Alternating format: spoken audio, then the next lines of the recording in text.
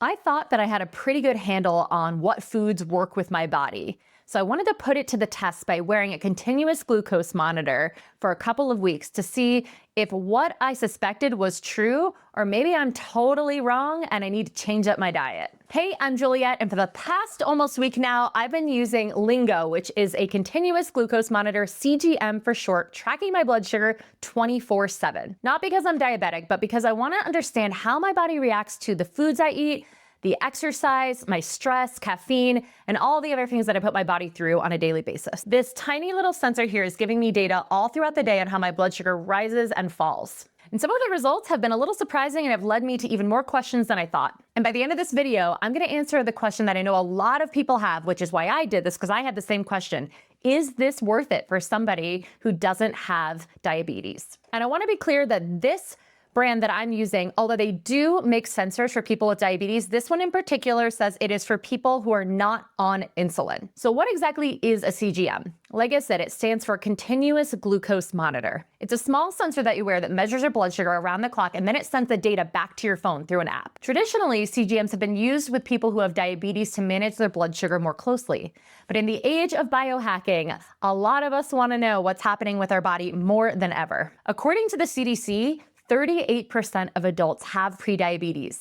And what's even more crazy is that 80% of these people don't even know that they have it. That means nearly 1 in 3 adults is walking around with prediabetes. Most have no symptoms and it's only caught through blood work. This is why it's really important that you do get annual blood work at least once or twice a year to check on your numbers like your A1C, your insulin, your glucose. And sometimes we have to nudge our doctors a little bit to make sure that they're doing those tests. So with a CGM, people are looking to fine-tune things.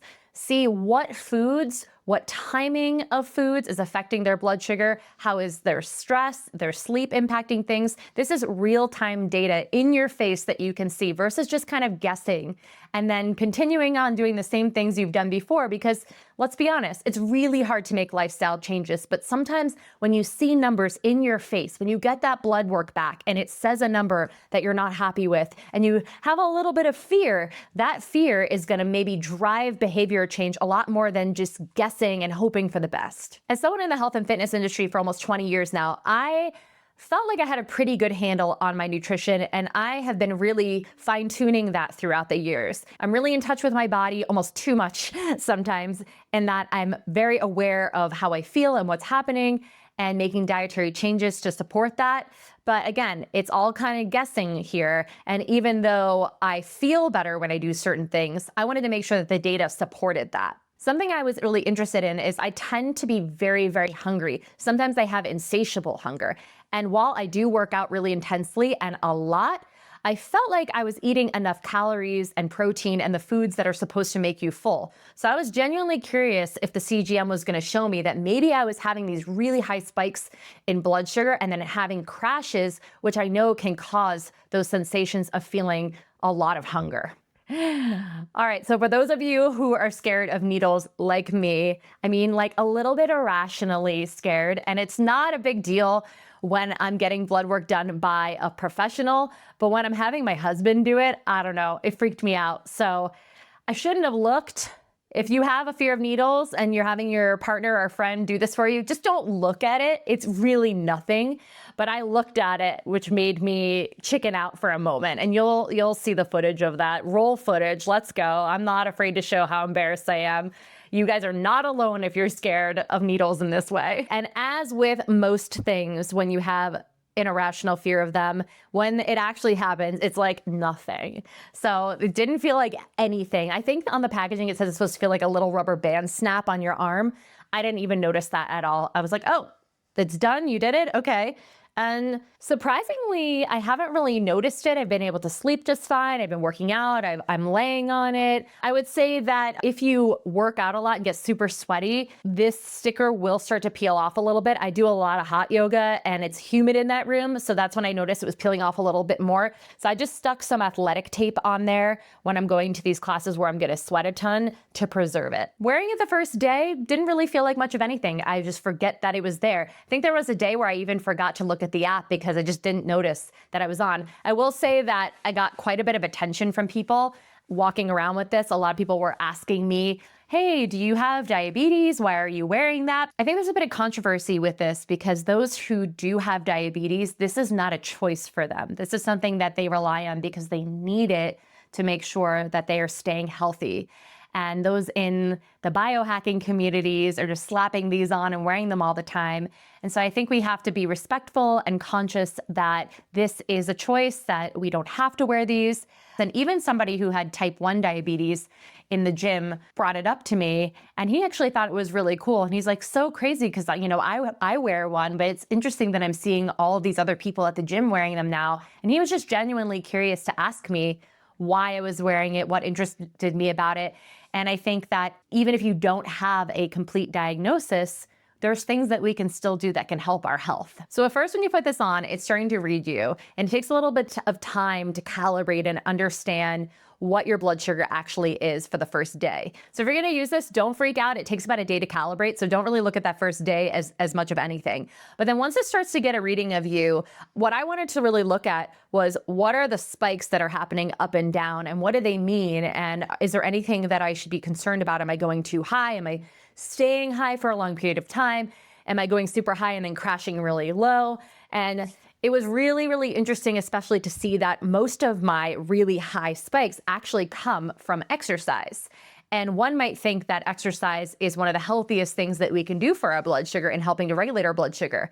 And you are correct in that. So there is nothing to worry about when it comes to a spike from exercise. In fact, Lingo there's a point system with Lingo, and it wants you to stay within a certain amount of points that it gives you each day, and you will get your points back if you are putting in that you're working out, because that's what that spike was caused from, not coming from food. The biggest spikes I was having was from high intensity interval training, which makes a lot of sense. You think about the amount of adrenaline and cortisol that's being pumped out in your body when you're doing things like sprints.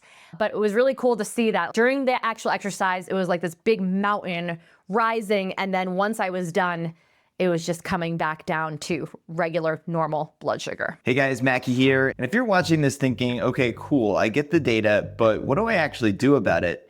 That's exactly why we created the Always Ready program. And if you haven't heard of that before, it's our online coaching system that is all about sustainable habits, strength training, and improving your metabolic health. And everything we do on there is scientifically backed and not based off of quick fixes. With our program, you're gonna be able to build more muscle, which equals better blood sugar control, more energy, and long-term health benefits. So if you're ready to take what you've learned in this video and actually apply it, check out the Always Ready program. The link is in the description below. And now back to Juliet. So the idea with Lingo is that you're going to gain more points when your blood sugar is staying elevated for a longer period of time and when you're having more spikes every single day. So the goal is to have a lower number by the end of the day. There's a little gamification here, and it's cool. So are blood sugar spikes from food actually really bad? Well, here's the thing. We're not going to avoid a blood sugar spike from food. We need to have our blood sugar spiking from food because that is what is signaling that we're getting energy and fuel into our body. And people without diabetes, a post-meal spike of about 140 to 160 is generally considered normal. It's when we start to go really high that we need to be concerned, and when we're staying high for long periods of time and your blood sugar's not dropping down, meaning that you might have some insulin resistance going on. And if your blood sugar goes down quickly like mine did, I noticed that mine would go down within about 15 minutes usually. That means your body's handling the food really well. What you don't want are big spikes that stay up there for hours or lots of swings throughout the day. Over time, these spikes are gonna wear out your system, and that's what leads to insulin resistance. But occasional spikes, especially if you're experimenting and learning from them, those are totally fine. And I was doing that throughout this. There was one point where I had a giant chocolate chip cookie the size of my face. I wanted to see what that did. I had a whole lot of dried mango, just knowing that these foods are higher in their glycemic index. And I don't consider any food a good food or a bad food. It's just that foods are going to increase your blood sugar differently depending upon if they are faster acting carbohydrates or if they have more fiber in them. I noticed that my blood sugar was so much more level the higher protein meals I had and with fat than if I'm just going to have carbohydrates all by themselves, which these are things that I've known for many years. And I've always tried to eat meals that have a combination of protein, carbs, and fats because those are what I find keep me full the longest. And so I guess in this experiment, I'm happy to say that there was nothing out of the ordinary with my blood sugar. I'm actually a little bit disappointed because I was hoping that I would see something revolutionary that would help me understand why I get so hangry. But I think it really is just a healthy symptom of being so active and building a lot of muscle, and I just need to eat more. And that sometimes is the answer for an athlete. You just got to eat more. Something that really surprised me with this is I was for sure thinking that I was going to see a big spike and elevation and maybe a crash from having caffeine on an empty stomach. I typically don't eat right away when I wake up. I get right to work and I have a big cup of coffee.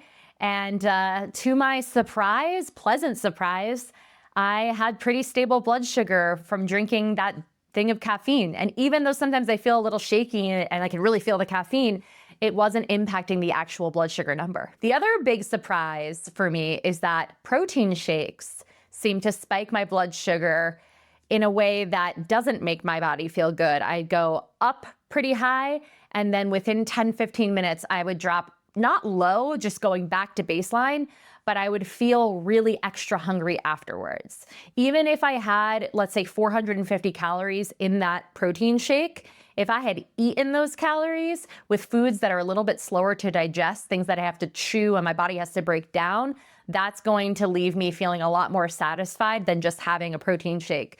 So that's something now I'm gonna limit.